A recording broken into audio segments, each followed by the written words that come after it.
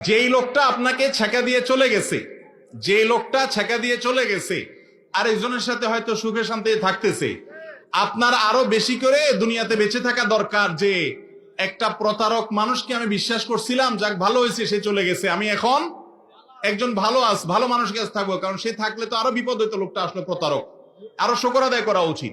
আর সবচাইতে বড় কথা হলো, মুসলমানের জন্য বিবাহ বহির্ভূত সম্পর্ক হালাল না হারাম?